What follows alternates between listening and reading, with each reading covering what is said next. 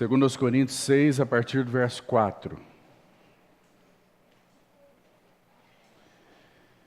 Pelo contrário, em tudo recomendando-nos a nós mesmos como ministros de Deus, na muita sabedoria, nas aflições, nas privações, nas angústias, nos açoites, nas prisões, nos tumultos, nos trabalhos, nas vigílias, nos jejuns, na pureza, no saber, na longanimidade, na bondade, no Espírito Santo, no amor não fingido, na palavra da verdade, no poder de Deus, pelas armas da justiça, quer ofensivas, quer defensivas, por honra e por desonra, por infâmia e por boa fama, por enganadores e sendo verdadeiros, como desconhecidos e entretanto bem conhecidos, como se estivéssemos morrendo e contudo eis que vivemos, como castigados, porém não mortos, entristecidos, mas sempre alegres, pobres, mas enriquecendo a muitos, nada tendo, mas possuindo tudo. Vamos ter um breve tempo de oração juntos. Amado Senhor, toda glória, toda autoridade, todo poder, toda honra são tuas, Senhor. Tu és digno e formoso. Tu és incomparável. Ninguém é como o Senhor. Tu és o mais formoso dos filhos dos homens. Nosso coração transborda de alegria na Tua presença. Obrigado por podermos adorar Teu nome. Obrigado por podermos erguer nossas vozes em adoração ao Senhor, soberano dos reis da terra. Assim, com toda alegria, nós apresentamos ao Senhor este tempo de reunião em torno da Tua palavra. Senhor, auxilia-nos em tudo. Nós cremos que ainda há algo no Teu coração para ser falado aos nossos corações. E assim nós suplicamos que o Senhor nos capacite para não perdermos de ouvir aquilo que está no Teu coração. Nós queremos nessa manhã abrir bem a nossa boca, porque temos convicção de que o Senhor a encherá. Queremos abrir os nossos ouvidos e os nossos olhos para contemplar um pouco mais da Tua beleza na Tua palavra. Assim, apresentamos nossas vidas, apresentamos este tempo, apresentamos o ambiente espiritual e pedimos que o Senhor nos proteja, nos cubra com Teu sangue, para que não hajam interferências de nenhuma natureza. E assim o Senhor seja honrado por meio da palavra falada e ouvida. Assim Te adoramos, em nome de Jesus. Amém. Irmãos, nós temos então nosso último tempo em torno da palavra. Dissemos para os irmãos que são 13 marcas em 2 aos Coríntios da vida e do serviço do apóstolo Paulo. Nos 3 últimos tempos que tivemos, então esse é nosso último tempo, nós dissemos que selecionaríamos de forma mais aleatória, segundo a condução do Espírito e a impressão que o Senhor trouxesse em meu espírito, 3 marcas para considerarmos juntos, de forma mais aprofundada, nesses últimos tempos. Então, estivemos compartilhando algo no capítulo 2, a respeito da 5ª marca, a fragrância do conhecimento de Cristo, ou o bom perfume de Cristo.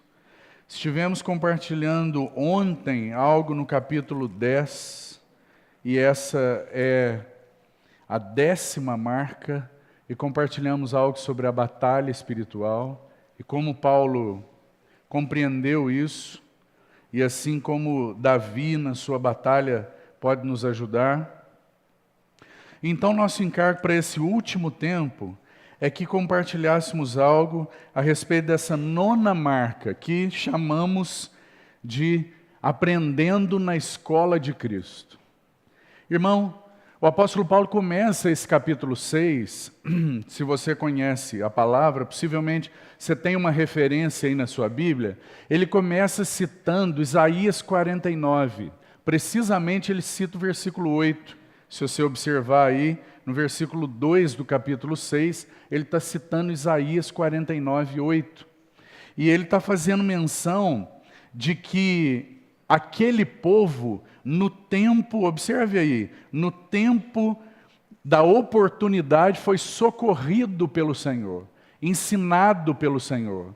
Depois, é um bom exercício para você ligar esses dois capítulos, porque o Espírito Santo ligou através de Paulo. Ele citou Isaías 49, e essa é uma boa lei de interpretação da palavra.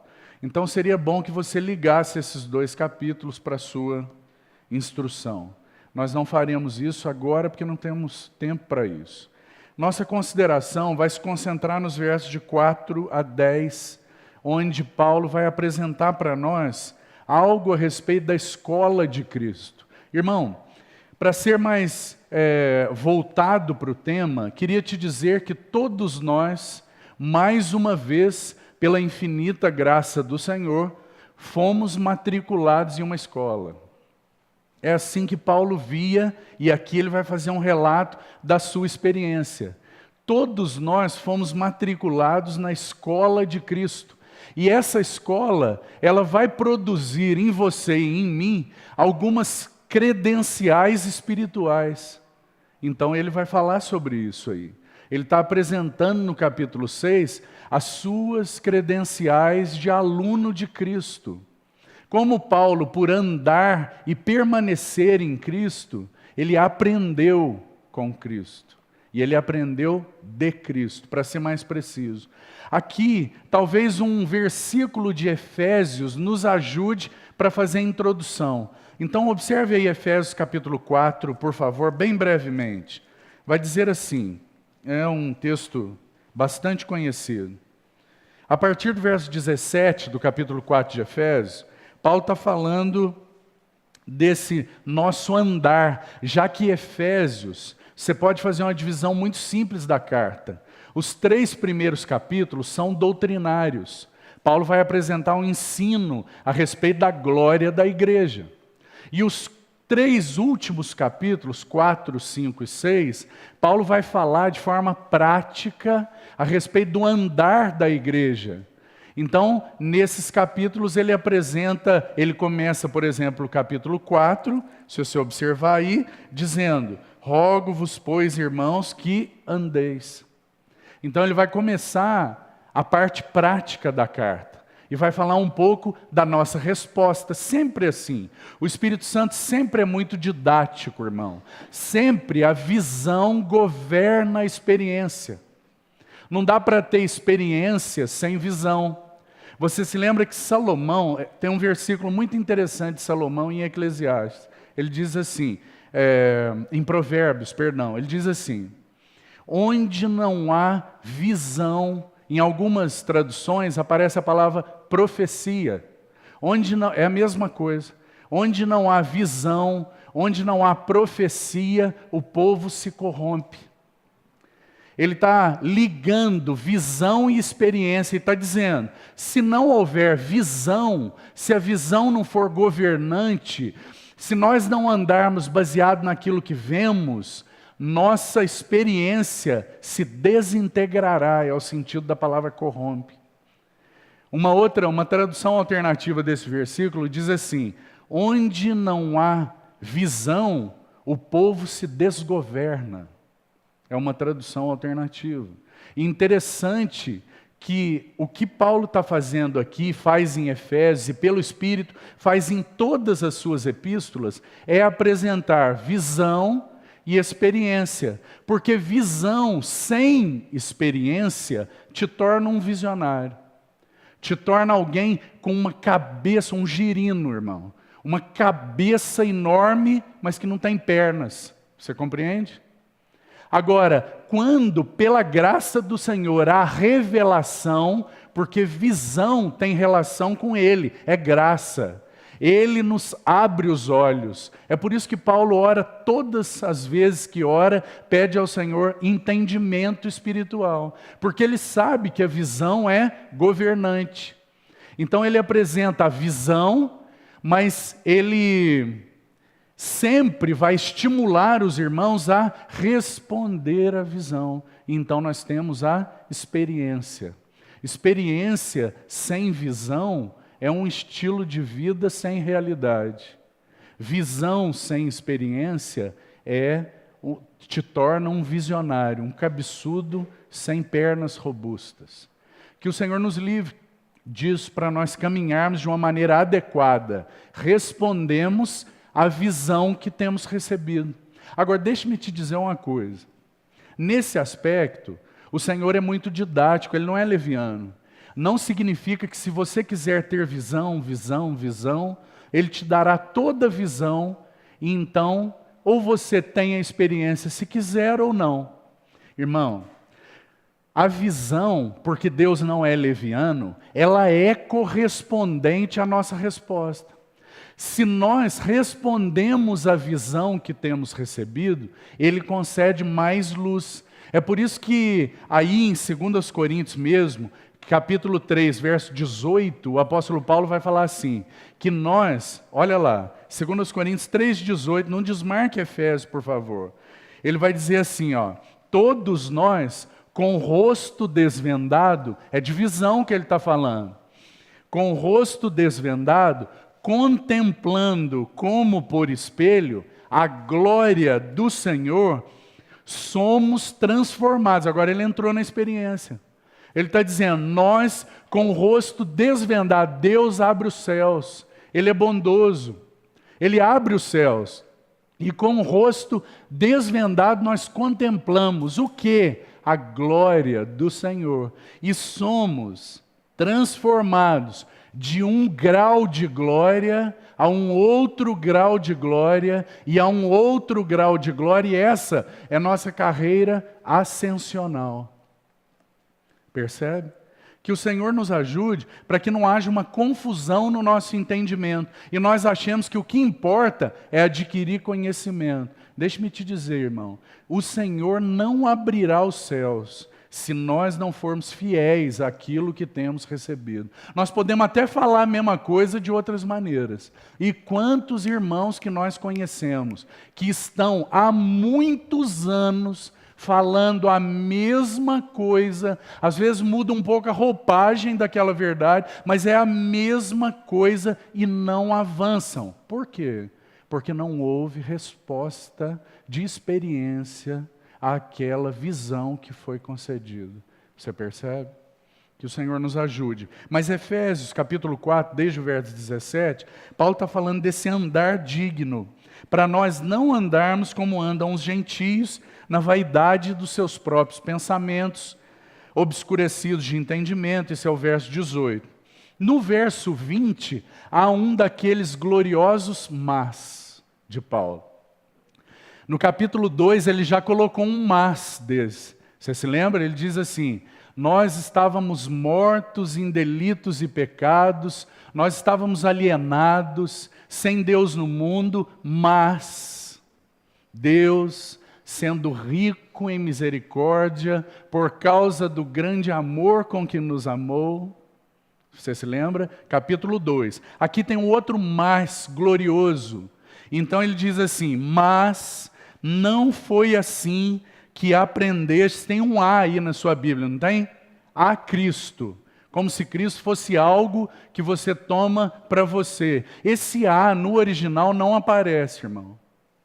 No original é assim, mas não foi assim que aprendestes Cristo. E aí, se de fato tendes ouvido, está vendo que ele está falando de visão, E aí, se você continuar, ele vai dizer assim: agora a sua experiência precisa ser de despojar do velho e revestir do novo. Isso acontece essencialmente por um primeiro passo: renovados na mente da vossa mente, no espírito do vosso entendimento, é o sentido no original. Renovados na mente da mente, aquele princípio governante da sua vida, aquele código de ética que há no seu coração. Isso precisa ser renovado, porque do contrário é velho, são velhos princípios. Precisa ser renovado em Cristo Jesus. Mas essa renovação, ela só vai acontecer na medida em que você responde à sua experiência prática. Irmão, eu sei que de alguma maneira, principalmente para os mais velhos aqui, isso pode estar soando com um tanto quanto difícil.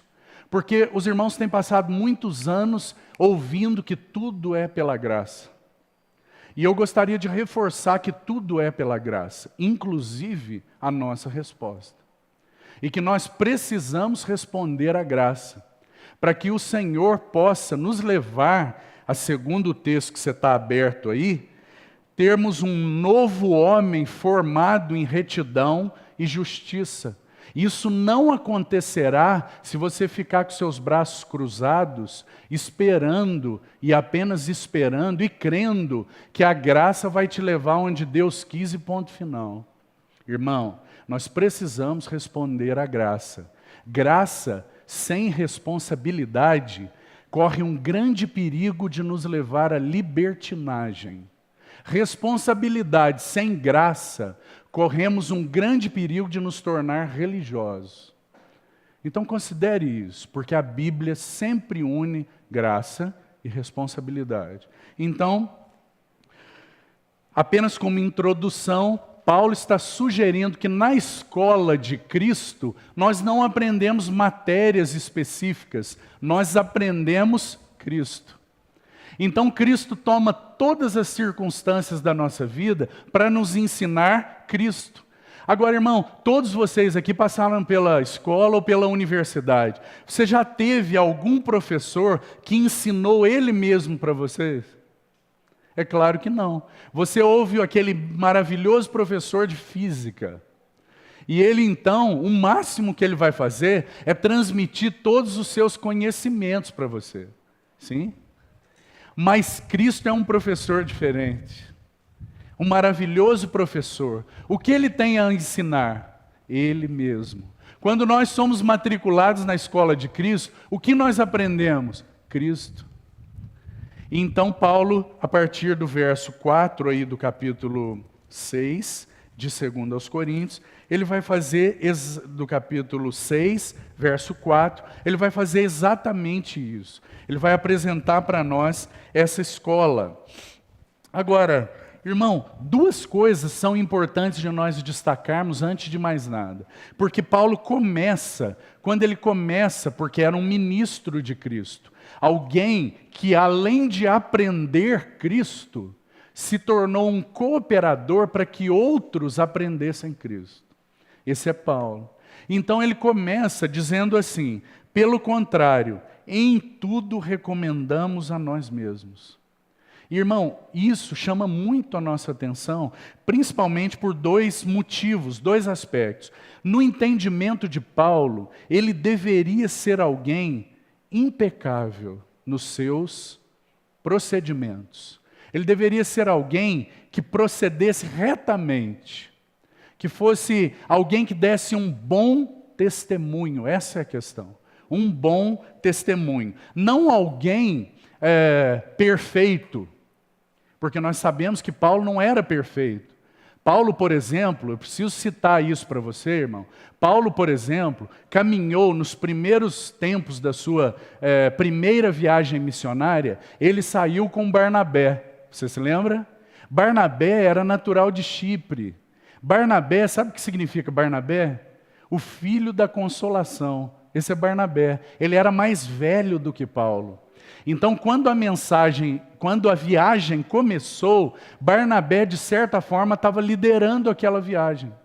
Quando eles chegaram no primeiro lugar, porque diante do Senhor não existe liderança por idade, irmão. por cadeira, mas por encargo espiritual. E o encargo que Deus havia confiado a Paulo era maior do que o de Barnabé. Então, num dado momento da viagem, você percebe que Paulo assume o encargo espiritual. E naquela viagem, eles levaram João Marcos. E João Marcos, quando viu as dificuldades em todos os aspectos, as perseguições, as dificuldades, ele abandonou a viagem, você se lembra? Paulo não era perfeito, ele teve uma desavença com Barnabé. Numa outra viagem, Barnabé queria levar João Marcos, mas Paulo disse não. E Barnabé insistiu, e Barnabé não foi nessa viagem, porque Paulo resistiu em levar João Marcos. Então Paulo não era alguém perfeito, era alguém como você e eu que precisa aprender Cristo. Nós precisamos aprender a responder ao Senhor. Nós temos aí diante de nós um homem que se tornou modelo a todos quanto houverem de crer no Senhor. Esse é Paulo. Então, ele apresenta a sua vida como esse instrumento que não servisse de tropeço ou de censura aos irmãos. Ele diz, eu recomendo a nós mesmos. Ele não tinha um ditado que nós conhecemos bem aqui, que é faça o que eu falo, mas não faça o que eu faço. Esse não era Paulo. Paulo dizia, eu recomendo a nós mesmos, porque eu não tenho na minha vida motivo de tropeço ou de censura para os outros. Eu não tenho uma mensagem na boca e outra no comportamento, irmão. Então esse era Paulo. Alguém que aprendeu a cooperar com Cristo. E seguindo, o segundo aspecto é que Paulo compreendeu que deveria se manter diligente, independente das provas, dos açoites, das tribulações que ele viesse a passar.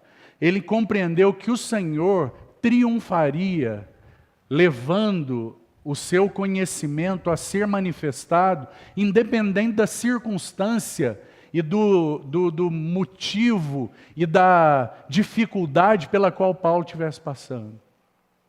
Não era essa a questão.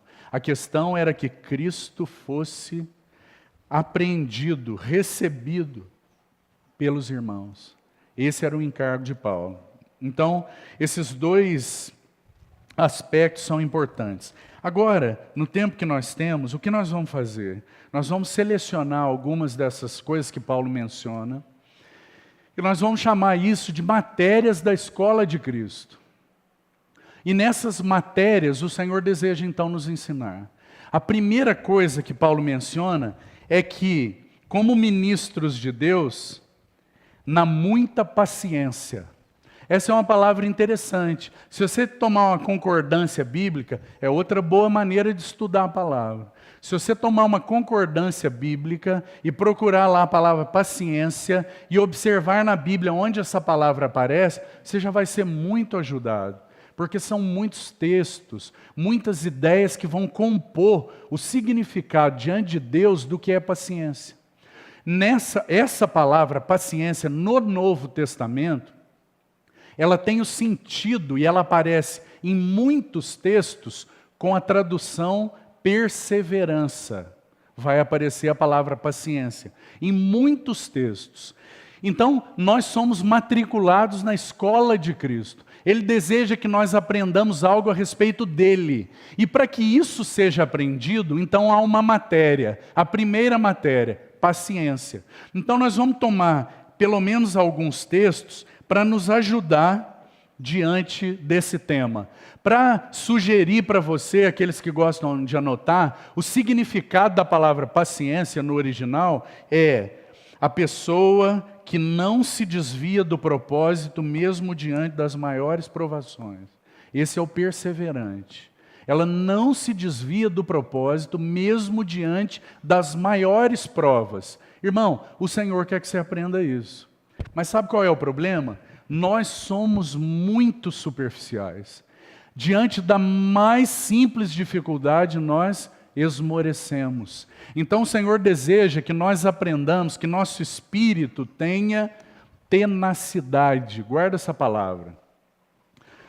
Essa palavra aparece quando Davi, num versículo no Salmo muito conhecido, ele diz assim, você conhece esse versículo possivelmente de cor, cria em mim, ó Deus, um espírito reto e renova dentro em mim um coração, cria em mim, ó Deus, um coração puro e renova dentro em mim um espírito reto. No original, esse espírito reto é um espírito tenaz, ou um espírito que suporta testes. Como o Senhor cria em nós isso? Como é possível ser criado isso? Nós precisamos aprender na matéria da paciência, ou da perseverança. Irmão, no Novo Testamento, a realidade espiritual de perseverança é algo fundamental para os dias que nós temos vivido. O Senhor Jesus, ele diz que é com perseverança que nós ganharemos as nossas almas. Você acha que ele está falando de quê? De graça ou de responsabilidade? Ele está falando de responsabilidade. Porque perseverança é uma responsabilidade nossa. Não é Deus que persevera em nós. Somos nós que recebemos da parte dele o suporte para perseverar. Se nós não perseverarmos, nós não aprenderemos a ser pacientes. Nós não aprenderemos a ser como Cristo, que suportou. Essa é a palavra. Então, vamos tomar 3 textos onde essa palavra vai aparecer, que eu gostaria de sugerir o conteúdo da matéria perseverança. Então, nós vamos tomar 3 textos para, como que, concentrar um pouco mais de conteúdo. Os irmãos vão precisar ensinar isso uns para os outros. Mas eu queria, como num primeiro dia de aula, lançar os tópicos aqui de uma matéria significativa da Escola de Cristo. Então, vamos a Lucas capítulo 8, verso 15. É o primeiro texto, então, relacionado à perseverança. Lucas 8, 15. E veja o que diz aí. Lucas 8,15, diz assim, o Senhor Lucas está narrando a parábola ou a explicação da parábola do semeador. Então ele vai dizer algo importante aí nesse versículo 15, para nós extrairmos como primeiro conteúdo da perseverança. Você vai dizer para mim, irmão, tá bom, perseverança é uma coisa muito abstrata, porque perseverança não é força de vontade. Não é o que o mundo chama de determinação. Perseverança é uma qualidade espiritual. Então vamos tentar selecionar o conteúdo de perseverança na Bíblia para nós compreendermos o que significa. Primeiro, versículo 15. Aqui caiu na boa terra são os que, tendo ouvido de bom e reto coração, retém a palavra, esses frutificam com perseverança. Irmão, primeiro conteúdo da matéria perseverança na Escola de Cristo, nós vamos chamar de reter a palavra. Se você quer aprender a ser perseverante, você precisa reter a palavra. Você precisa recolher a palavra no seu coração. Esse é o primeiro conteúdo. Nós nunca aprenderemos a ser perseverantes se nós não aprendermos a reter a palavra.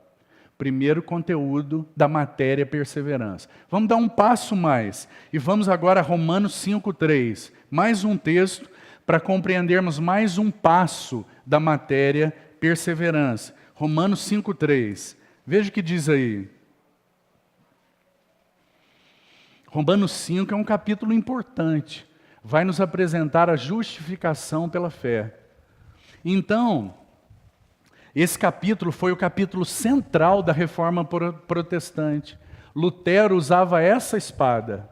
Agora, veja que interessante, irmão, o que diz no verso 3, para que ficasse muito claro, o Espírito Santo gostaria de deixar muito claro que justificação não é uma questão teológica apenas. Porque não pense que o que Lutero fez foi recuperar teologicamente a questão da justificação. Absolutamente.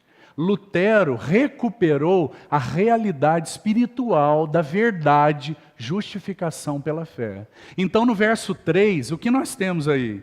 E não somente isso, depois dele falar de algumas coisas, de permanecer firme na graça, de ter esperança, ele está falando sobre isso nos primeiros versículos. Então no 3 ele diz assim, e não somente isto, veja, não é só uma questão de graça, nem mesmo uma questão de esperança, mas a Bíblia mais uma vez vai combinar graça e responsabilidade. O problema é que nós lemos só os 2 primeiros versículos. Então agora que o Senhor lance luz para nós nesse versículo 3. Então ele diz, e não somente isso, mas também nos gloriemos nas próprias tribulações, sabendo que a tribulação produz perseverança ou paciência. Então qual é o segundo conteúdo de perseverança na escola de Cristo? Nós vamos chamar de tribulações. Nos gloriarmos nas tribulações. Sabe a palavra gloriarmos aí? É ter prazer, é aprender que nós estamos estudando um conteúdo difícil, mas que ele é fundamental para a nossa vida. Sabe quando o estudante de engenharia tem que estudar cálculo lá? Aquela matéria é terrível.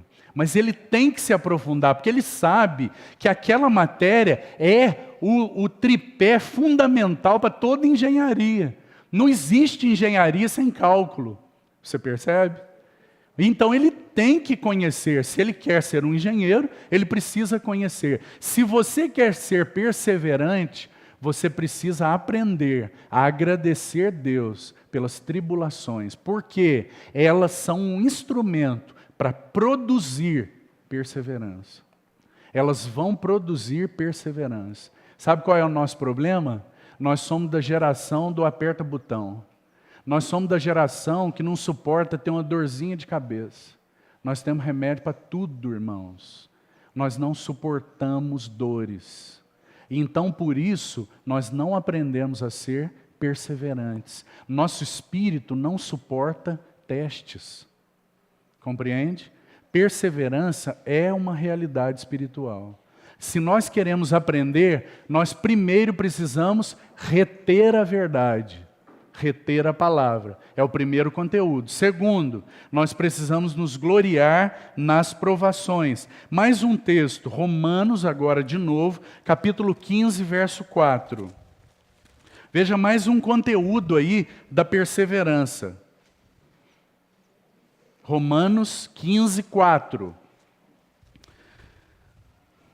Vamos ser bem embasados nesse assunto, para que fique muito claro para os irmãos. Então, Romanos 15, 4 diz assim, pois tudo quanto outrora foi escrito, para o nosso ensino foi escrito.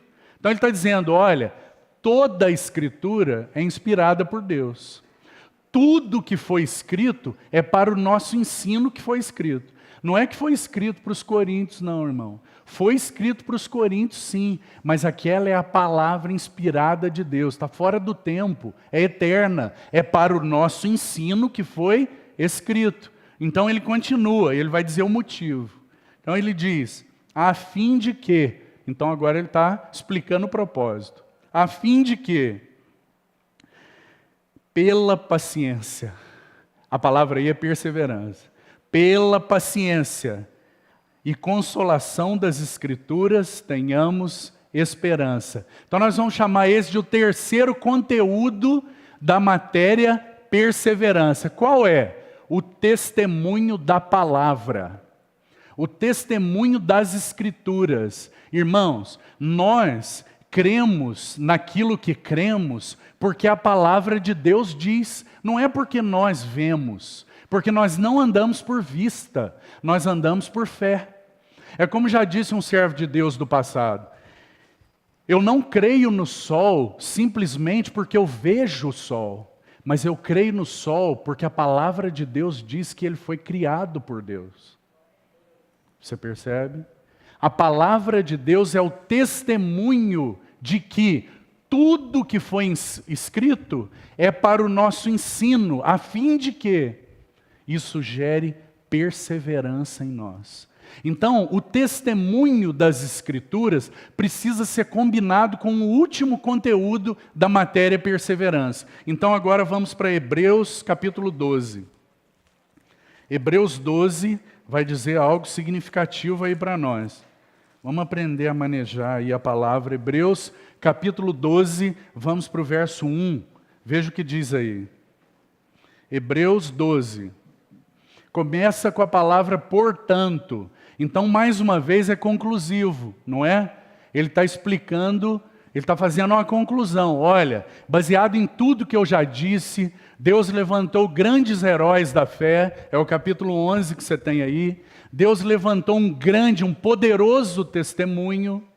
E então ele diz, portanto, também nós, visto que temos a rodear-nos tão grande nuvem de testemunhas, desembaraçando-nos de todo o peso e do pecado que tenazmente nos assedia, e o que diz aí? Corramos com perseverança. Então, o quarto conteúdo da matéria, paciência ou perseverança é o testemunho dos irmãos. O testemunho das Escrituras, mas também o testemunho dos irmãos fiéis. Aqueles irmãos que têm sido testemunho de que vale a pena perseverar, irmão. Nós temos na palavra um grande testemunho relatado, mas não só isso. Nós temos a rodear-nos grande nuvem de testemunhas, com uma finalidade, que isso gere perseverança. Esse é o quarto conteúdo da matéria perseverança. Mas vamos seguir, porque senão nós não vamos concluir. Vamos voltar então a 2 Coríntios capítulo 6, para nós seguirmos. Então essa nossa primeira matéria, que fique gravada e que os irmãos reconsiderem e estudem com mais profundidade essa nota relacionada à escola de Cristo. Vamos agora, olhe para a sua Bíblia aí, desde o verso 4, capítulo 6. Agora, nós vamos juntar em uma mesma matéria várias expressões que Paulo vai usar aí. E ele vai usar a expressão aflição, angústia, privação, açoite, prisões, tumultos. Nós vamos juntar todas essas expressões em uma matéria. E nós vamos chamar essa matéria de angústia. Porque na escola de Cristo, nós aprendemos a respeito da angústia. Por quê? Porque nós ainda não somos aquilo que deveríamos ser. Nós ainda aguardamos que se manifeste aquilo que nós havemos de ser. Há uma tensão entre o que já somos e o que havemos de ser. Compreende? Você se lembra que João, na sua epístola, ele diz assim: amados, hoje nós somos filhos de Deus. Lembra? Ele está falando do agora. Mas há uma tensão entre o que nós somos e o que nós havemos de ser. Então ele continua, se você ler o texto lá, em 1 João capítulo 3, se não me falha a memória, ele continua dizendo assim: mas ainda não se manifestou o que havemos de ser. Agora somos filhos de Deus, mas ainda não se manifestou o que havemos de ser. Então João está apresentando para nós que há uma tensão entre o já e o ainda não. Você percebe? E essa tensão, ela é uma tensão que engloba uma matéria da escola de Cristo, angústia. É por meio de angústias que nós nos tornamos aquilo que já somos. Você percebe? Porque na nossa experiência, nós precisamos nos tornar aquilo que nós já somos. O Senhor já nos comprou para si. Ele já contempla Cristo em nós. Mas na nossa experiência, nós precisamos nos tornar aquilo que no fato nós já somos. Percebe, irmão? Então essa tensão que existe entre o já e o ainda não, envolve angústias. Angústias. Por quê? Porque o Senhor deseja para nós semelhança com Cristo. E isso envolve angústias para aqueles que precisam se despojar do velho para se revestir do novo. Você percebe? é um caminho de angústias. Então, nessa matéria, vamos novamente tomar alguns textos para nos ajudar onde essa palavra vai aparecer. Então, vamos para João capítulo 16. Evangelho de João, capítulo 16. Veja o que João diz aí. João, capítulo 16, vamos ver o verso 33. No que se refere à angústia, qual é o primeiro conteúdo que nós precisamos aprender? Veja como o Senhor é maravilhoso. João, capítulo 16, verso 33, diz assim: o Senhor, no capítulo 16, ele está falando que o Espírito Santo seria enviado como esse Consolador, esse que se coloca ao nosso lado, porque no mundo nós teríamos aflições, angústias. O Senhor disse, não precisa nem pedir, porque no mundo tereis. Ele fez uma afirmação. Não precisa orar por angústia, irmão, porque no mundo tereis aflições. Isso é líquido e certo, você não precisa pedir, não. Você peça ao Senhor para aprender no meio da angústia, porque no mundo tereis aflições. Então é desse assunto que ele está falando. Agora, o Espírito Santo, pela sua maravilhosa graça, ele deixa uma nota para nós, no meio da matéria angústia, para nós compreendermos o que significa aprender nesse contexto. Então o verso 33 vai dizer assim: estas coisas vos tenho dito para que tenhais paz em mim. No mundo passais por aflições, mas tende bom ânimo, eu venci o mundo. Então, o que nós precisamos aprender em relação à angústia como primeiro passo? Nós precisamos aprender a ter ânimo. De onde vem esse ânimo? Eu venci o mundo. A palavra ânimo aí, no original, aponta para coragem, irmão. Coragem. No mundo tereis aflições, mas coragem, porque eu venci o mundo. Você vê? Então, no que concerne a angústia, nós iremos passar por angústias, mas tenha ânimo, porque eu venci o mundo. Percebe? Então essa é a primeira nota da matéria angústia, na escola de Cristo. Veja que é uma matéria cheia de nuances, porque Paulo fala, para aprender nessa escola, eu passei por tumultos. Tumulto é angustiante, não é, irmão? Eu passei por privações. Privação é angustiante, não é, irmão? Eu passei, que mais que ele cita lá? Vamos lá, em 2 Coríntios. Ele vai falar, para aprender nessa matéria, eu não fui na escola e só aprendi o conceito a respeito de tumulto, a respeito de privação, a respeito de aflição, de açoites, de prisão. Eu não aprendi o conceito, olha, ser um prisioneiro de Cristo é isso, isso e isso. Então Paulo guardou o conceito na cabeça. Não foi isso, irmão. Paulo foi para uma terrível prisão. Quando ele se intitula o prisioneiro de Cristo, ele sabia muito bem o que ele estava falando. Ele disse assim, Senhor, essas prisões circunstanciais não são o que me prendem. Eu sou um cativo do seu amor. Eu sou um prisioneiro de Cristo, não do Império Romano. O Império Romano não pode me prender. O máximo que eles podem fazer é me segurar fisicamente. Mas eu sou um prisioneiro do seu grande amor. Esse é Paulo. Então, nessa matéria, ele passou por açoites para aprender no meio da angústia.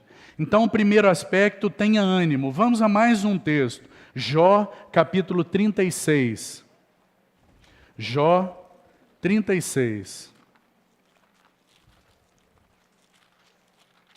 Veja o que diz aí.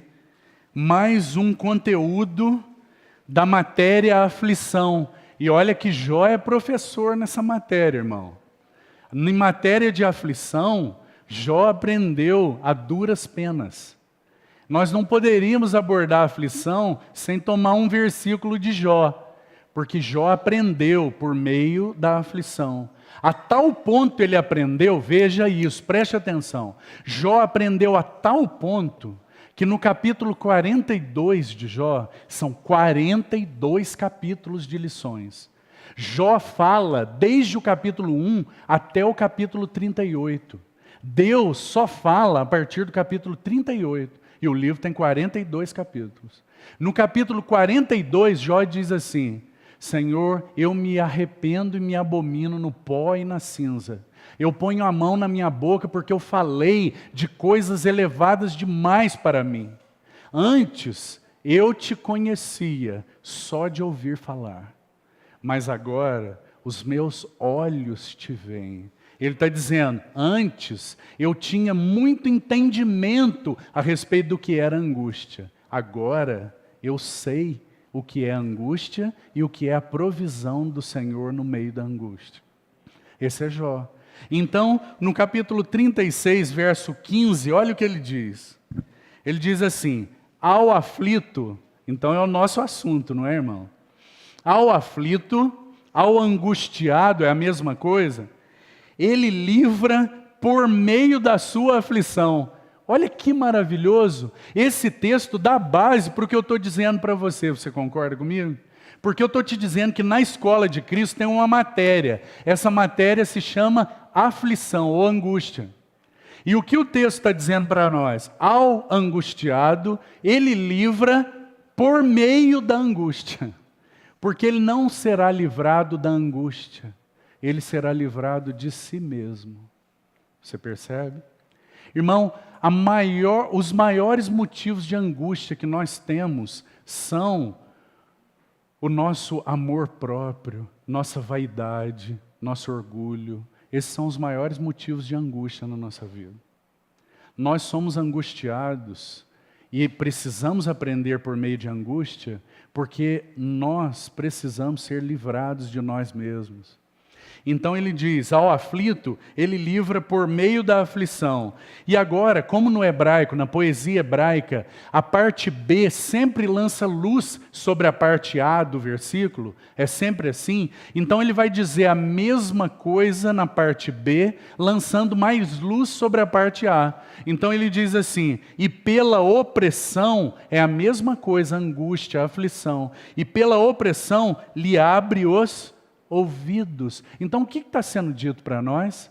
Que na angústia nós precisamos, primeiro conteúdo, aprender a ter ânimo, porque o nosso Senhor venceu o mundo. Segundo conteúdo, nós precisamos aprender na angústia a ter ouvidos abertos, porque a angústia abre os ouvidos. Você vai ouvir coisas que você jamais ouviu. Deixe-me citar um exemplo bíblico para você, sem ser dogmático, apenas uma sugestão para você considerar. Você sabe que o apóstolo Paulo, ele faz um relato em 2 Coríntios, de que ele foi elevado ao terceiro céu. Você se lembra? Ele diz, eu conheci um homem que no corpo ou fora do corpo, não sei, Deus o sabe, foi elevado ao terceiro céu, ouviu coisas inefáveis que não é lícito ao homem referir. Nós sabemos que ele está falando dele mesmo, não é? Esse é o ápice da visão paulina. Alguns estudiosos, eles estudaram o tempo para sugerir, é apenas uma sugestão, irmão. Nós não estamos sendo dogmáticos, nem podemos ser, porque a Bíblia não faz essa afirmação. Mas há uma sugestão de estudiosos, bons estudiosos, que dizem o seguinte, que essa revelação tão gloriosa, esse abrir de ouvidos tão tremendo e de olhos, que Paulo, necessariamente, ele diz, eu ouvi coisas inefáveis. Não é assim? Então esse abrir de ouvidos glorioso, ele corresponde a uma data da vida de Paulo. Sabe que data é essa? É quando Paulo é apedrejado em Listra e é dado como morto. Não é impressionante, irmão? Que a mais terrível angústia pela qual esse servo do Senhor passou, a ele foi concedido, por meio dessa aflição, a mais elevada revelação que ele recebeu. Não é impressionante? Agora, por que nós fugimos da angústia? Porque talvez nós não saibamos algo a respeito do caráter do Deus que nós servimos. Mas Paulo sabia. Então ele foi apedrejado, foi dado como morto. Pela graça do Senhor ele se levantou e entrou na cidade novamente. Porque esse era Paulo. E ele sabia bem, ele disse assim: pois eu sei em quem tenho crido. Veja que ele não diz eu sei no que tenho crido, irmão. Porque não é uma questão teológica, para Paulo não era. Pode ser para nós. Mas ele diz, eu sei em quem eu tenho crido. E estou bem certo que é poderoso para guardar o meu tesouro até o dia do fim. Esse é Paulo. Então que o Senhor nos ajude e nos ensine na sua escola. Que você não fuja das aulas, irmão. Que você não mate a aula. Para que o Senhor possa ensinar a você aquilo que Ele tem desejado. Vamos mais. Vamos dar um passo mais, um terceiro texto, apenas para fechar essa matéria. Essa nota de angústia, aflição, privação, prisão. Salmo 59, verso 16. Salmo 59, verso 16. Veja o que diz aí. Paulo está falando de angústia. Então, no meio da angústia, há uma nota maravilhosa que o Senhor deseja que seus alunos aprendam. Então, verso 16 diz, eu, porém, que maravilhoso, irmão, que maravilhoso, eu, porém, cantarei a tua força. No meio da angústia, eu, porém, cantarei a tua força, não a minha força, a tua força.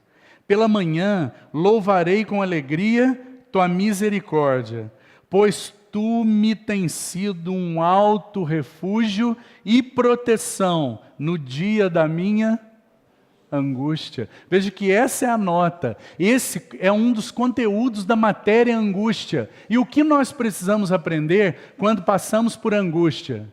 Ele é o nosso castelo forte. Ele é a nossa proteção. Por isso eu o louvarei. Eu posso cantar louvores e cantar a força do Senhor e pela manhã louvar com alegria, porque eu sei que Ele é meu alto refúgio e proteção. Irmão, o que você acha de Sadraque, Mesaque e Abednego, quando eles estavam naquela fogueira terrível? E eles então viram que há alguém que é o nosso castelo forte e proteção no dia da nossa angústia. Que o Senhor nos ensine na sua escola. Vamos seguir um pouco mais. Vamos voltar então a 2 Coríntios capítulo 6. Espero que você não tenha desmarcado. 2 Coríntios capítulo 6, desde o verso 4. Avançando um pouco mais, o apóstolo Paulo, ele vai falar agora no versículo 6 de pureza. Irmão, pureza é uma outra matéria da escola de Cristo. Pureza. Volto a te dizer que nós estamos só selecionando algumas matérias aqui. Pureza é uma outra matéria. Paulo não somente aprendeu na perseverança, não somente aprendeu na angústia, aprendeu o quê? A ser mais perseverante? Não, irmão. A receber mais de Cristo, porque Cristo é perseverante. Na angústia, ele aprendeu a confiar na proteção e no suporte que ele tem naquele castelo forte que Cristo é. E na pureza? O que Paulo aprendeu na pureza? Nós precisamos de um texto, Provérbios 22. Provérbios 22. Ele diz assim, Provérbios 22, versículo 11.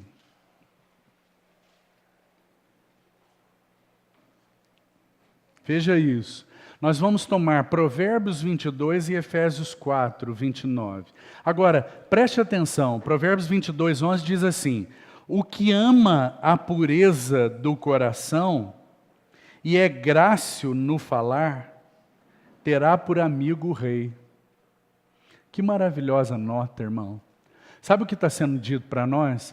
Se nós, no que concerne a matéria da pureza na escola de Cristo, nós aprendermos as lições que o Senhor deseja nos ensinar, nossos lábios serão, para a glória do Senhor, transmissores de graça. Grácio no falar, é o que está sendo dito aí. Haverá graça no falar, lábios que transmitem graça. De onde que vem isso, irmão? Será que vem de aprender a ser um bom bajulador? Ser gracioso no falar é consequência de uma vida pura. A pureza é que gera graça nos nossos lábios. E mais, segunda coisa, a pureza gera intimidade com o Rei. Porque o nosso Deus é santo, santo, santo. Sabe por que os estudiosos usam a palavra santo, santo, santo? Porque a santidade de Deus é tão elevada que não havia uma palavra mais elevada do que santo. Então ele repete santo, santo, santo, para que nós compreendamos, não é para repetir apenas não, irmão. É para nós compreendermos que a santidade de Deus, por melhor que seja a sua compreensão, ela é elevada à terceira potência. Ele é santo, santo, santo. E por ser santo, ele nos convida a um aprendizado de pureza. A primeira nota que nós aprendemos na pureza é que os nossos lábios se tornam graciosos. Irmão, aqui nós somos profundamente sondados. Por quê?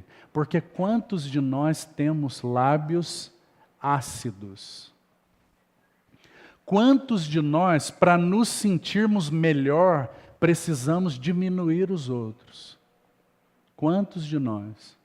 Nós ainda não temos uma identidade segura em Cristo, nós ainda não temos amizade com o Rei, então para nós nos sentirmos melhor, nós precisamos criticar os outros. Porque se eu diminuir os outros no meu nível, eu vou me sentir melhor. Você percebe? Então nossos lábios são como fel e não como graça. Você percebe? Então, agora nós precisamos também de Efésios 4, 29, para complementar essa ideia de pureza. Então, em Efésios capítulo 4, verso 29, o apóstolo Paulo vai dizer algo mais para nos ajudar. E ele diz assim, é um verso conhecido dos irmãos: não saia da vossa boca nenhuma palavra torpe. Interessante, né? Essa palavra bonita aí parece que a gente não entende muito bem o significado. Porque torpe no grego, o sentido é peixe podre. Não saia da sua boca nenhuma palavra torpe. Para ser mais específico, irmão, palavrão é uma palavra torpe. Sabe como que chega nas narinas de Deus uma palavra dessa? É cheiro de peixe podre. Se você, jovem, tem hábito de falar palavrão, nas narinas do Senhor o que Ele está recebendo é cheiro de peixe podre. Se nós temos uma linguagem sensual, sabe aquele sujeito que sempre faz piadinhas de segunda intenção? Isso, as narinas de Deus, é peixe podre. Peixe podre. Que o Senhor nos ajude. Não saia da vossa boca nenhuma palavra torpe, e sim, agora veja, unicamente a que for boa para a edificação, conforme a necessidade, e assim transmita graça aos que ouvem. Veja que é a mesma ideia que nós acabamos de ler lá em Provérbios. Ela seja uma palavra boa para a edificação. Então o que significa, irmão? Se o que você vai falar não edifica, não fale. É melhor você não falar. Se o que você vai falar não edifica, é melhor ficar calado. Não fale. Porque a palavra dos nossos lábios precisa ser boa para a edificação, mas é conforme a necessidade, é na medida certa. Deus não nos chamou para ser rádio, irmão. Não é para nós ficarmos tagarelando, repetindo versículos, como se isso fosse gerar alguma coisa. mas é para nós termos entendimento, sabedoria e aplicarmos a palavra segundo a necessidade. Então a palavra precisa ser boa para a edificação, segundo a necessidade, que a consequência é transmitir graça aos que ouvem. São lábios graciosos.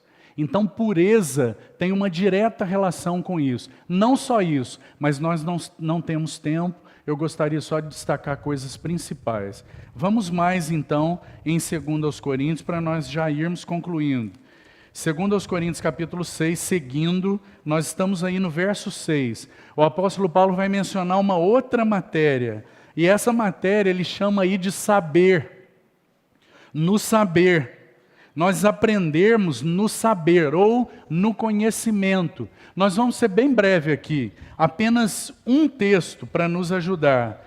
Ele está falando que na matéria do conhecimento há uma lição fundamental. Ele vai mencionar isso em 1 Coríntios capítulo 1. Abra aí.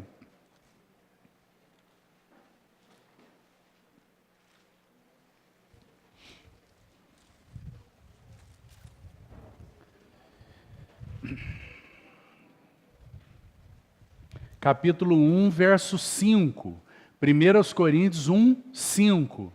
E no que concerne ao saber, nós precisamos ter uma convicção. Tem muitas outras coisas, irmão, que nós poderíamos considerar aqui. Mas eu quero deixar uma nota, um conteúdo dessa matéria para você. Na matéria do conhecimento, 1 Coríntios 1, 5, ele diz assim: porque em tudo fostes enriquecidos nele.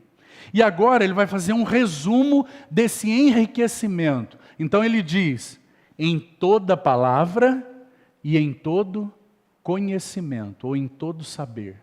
Então, qual é a nota? Nós precisamos, no que concerne ao saber, compreendermos que é Ele que nos enriquece em tudo. Que a sabedoria que temos tido, o discernimento que temos tido, é porque Ele tem nos enriquecido. Se nós compreendermos isso, isso nos manterá em uma condição de humildade. Sabe por que Paulo pôde avançar tanto, tendo recebido tanto saber? Porque ele aprendeu na escola de Cristo que em Deus ele foi enriquecido. Agora eu preciso destacar algo para você. Você sabe que Paulo, antes de conhecer Cristo, ele adquiriu muito saber. Ele sabia muito, não sabia? Mas ele faz uma declaração a respeito do saber dele, não faz? Você se lembra? Ele vai dizer aos Filipenses, e então é uma outra carta biográfica de Paulo. Ele vai falar um pouquinho de como ele considerava o saber dele. Então ele diz assim: tudo isso que eu adquiri, todo conhecimento, todo entendimento, todo estudo com Gamaliel, toda a cultura grega, tudo que eu entendi a respeito dos romanos, tudo isso eu considero como refúgio. Sabe qual é a expressão lá no original? Esterco. É mais forte do que refúgio. É esterco para ganhar a Cristo e ser achado nele. É o que Paulo diz. Veja como ele aprendeu na escola de Cristo quanto ao saber, quanto ao conhecimento. Ele entendeu isso, irmão. Quer outra nota? Ele entendeu que o saber ensoberbece, mas o amor edifica. Na escola do saber, Paulo aprendeu também essa lição, que ele precisava não ser implacável com a verdade, mas que ele precisava da verdade em amor, porque o saber ensoberbece. A verdade sozinha esmaga, mas a verdade misturada com amor edifica. Você vê? É por isso que quando ele vai falar sobre a verdade em amor, ele diz assim: a verdade, na verdade em amor, se nós obtivermos verdade em amor, nós vamos crescer em tudo. Porque a verdade em amor gera crescimento. Você percebe? Essa é mais uma matéria, nossa quarta matéria na escola de Cristo. Vamos mais. É tão interessante, irmão, no meio de todas essas matérias, o apóstolo Paulo dizer assim, no verso 6, parte final, no Espírito Santo. É como se ele estivesse fazendo um reforço no meio de toda a escola, que ele é o nosso mestre por excelência. É como se ele estivesse dizendo, olha, tem tantas matérias que eu tenho aprendido, mas no Espírito Santo. Ele é nosso guia e mestre em toda essa escola. É o Espírito Santo que nos leva a experimentar tudo que já é nosso em Cristo Jesus. Ele é nosso mestre. Ele é nosso guia. Agora, mais uma última nota, já finalizando. Nós vamos tomar agora, mais uma vez, algumas dessas palavras e vamos destacar no verso 7 a nota da batalha espiritual. Mais alguma coisa que Paulo aprendeu no que concerne a batalha. Porque ele diz assim, na palavra da verdade, isso está relacionado ao conhecimento, no poder de Deus. Então aqui ele começa a abordar a questão da batalha. Então ele vai dizer, no poder de Deus, pelas armas da justiça. Então, o que Paulo aprendeu no que concerne a batalha? Primeira nota que está aí no verso 7.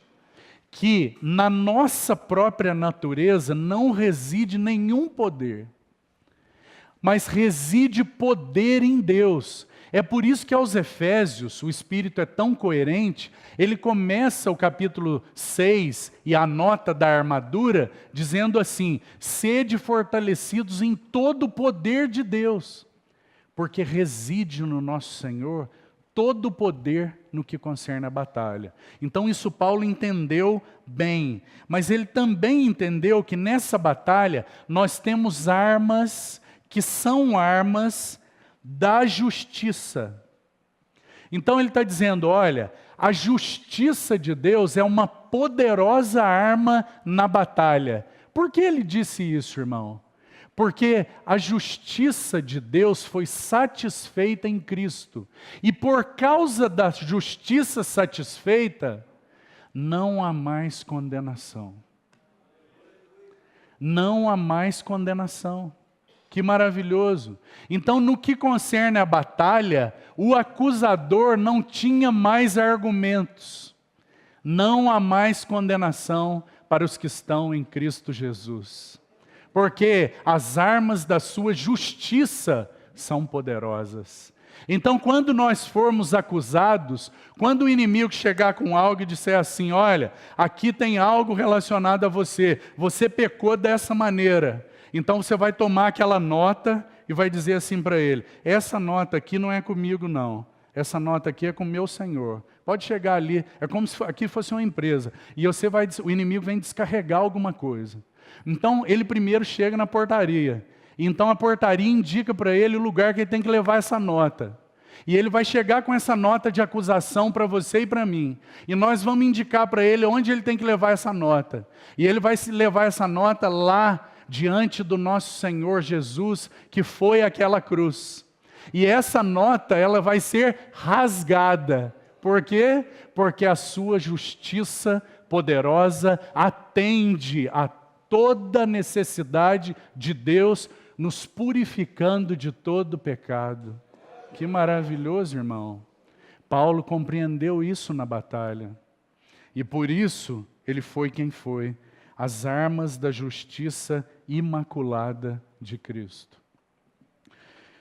Um último aspecto para nós completarmos, então, essas notas. Paulo vai fazer, irmão, um paradoxo muito interessante. Ele vai fazer para nós aí um contraste entre reputação e realidade, nos versos 9 e 10. Nos versos 9 e 10, nós temos um contraste entre reputação e realidade. As pessoas olhavam para Paulo e viam um desconhecido. Essa era a reputação dele. Mas diante de Deus, qual era a realidade? Era bem conhecido. Então nós temos aí um grande contraste entre o que as pessoas viam, o que o mundo via, como o mundo considerava Paulo, aquele poderoso e precioso aluno da escola de Cristo. O mundo olhava para ele e dizia: você é um inapto, essa escola não serve para nós. Então ele tinha, segundo o mundo, aquela reputação. Ele chega a dizer, por exemplo, que eles foram considerados lixo e escória de todos. Paulo diz: nós fomos considerados lixo e escória de todos. É assim que o mundo vê os servos de Deus. Lixo e escória de todos. Então aqui tem um paradoxo. Diante deles, desconhecidos. Entretanto, diante de Deus, bem conhecidos. Diante deles, morrendo. Contudo, diante de Deus, eis que vivemos. Diante deles, castigados, sofredores, mas diante de Deus, não mortos. Diante deles, entristecidos, aquele povo triste. Diante de Deus, sempre alegres. Diante deles, pobres. Diante de Deus, enriquecendo a muitos. Diante deles, nada tendo. Diante de Deus, possuindo tudo. Que maravilhoso. Esses são os alunos da escola de Cristo.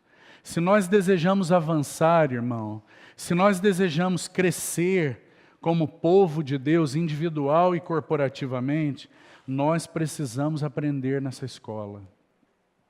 Que o Senhor siga falando aos nossos corações. Para isso, nós precisamos guardar e meditar naquilo que o Senhor tem nos falado. Se aquilo que você tem ouvido não for motivo de oração, se aquilo que você tem ouvido não for retido, nunca gerará fruto de perseverança, lembre-se. Amém?